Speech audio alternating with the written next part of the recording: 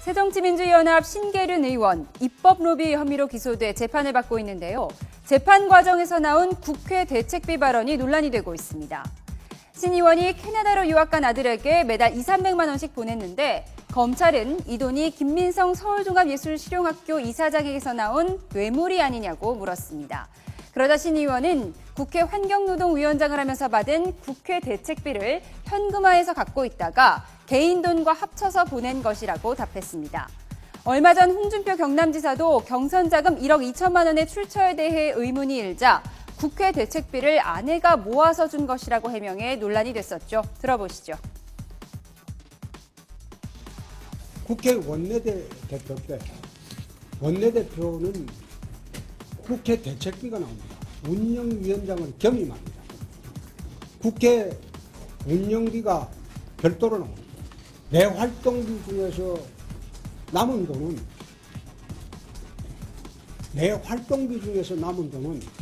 내 집 생활비로 줄 수 있습니다. 그래서 그런 주는 돈을 전부 집사람이 현금으로 모읍니다.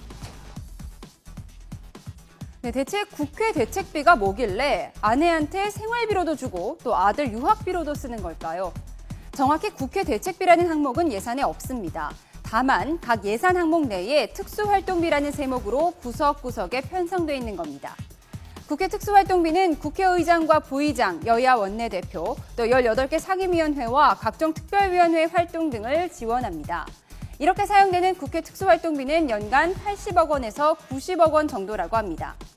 여당 원내대표에게는 연간 4억 원 이상 지급되는 것으로 알려져 있습니다. 국회 상임위원장은 매달 1,100만 원의 세비에 600만 원의 활동비를 더 받는다고 합니다. 그런데 문제는 신계륜 의원이나 홍준표 지사처럼 개인적 용도로 사용해도 문제가 없는가 하는 점입니다. 국회 특수활동비는 감사원 특수활동비 증빙 지침에 따른다고 하는데요.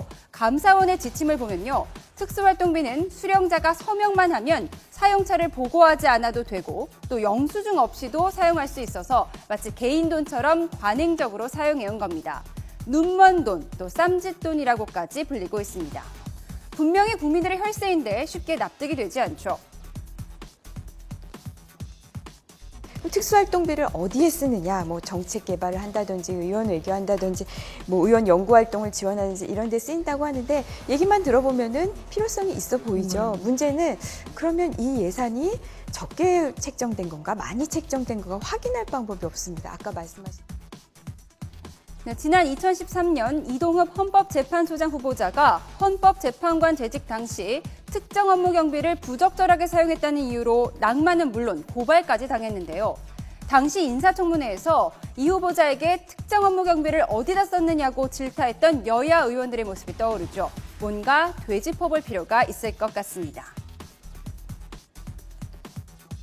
국회의원들은 월급이라는 명의로 아니고 세비라는 명목으로 이제 한 달에 한 1,100만 원 이상 받지 않습니까? 그게 상임위원장 및 운영위원장 이렇게 받는데 과거 국회 출입할 때 보면은 여야가 그렇게 대치를 하다가 또 이런 부분에 대해서는 정말 꿀먹은 벙어리처럼 입을 다뭅니다. 국회 사무처조차 여기에 대해서 기자들이 취재를 하려고 해도 절대 이야기를 안 해줍니다. 이 부분에.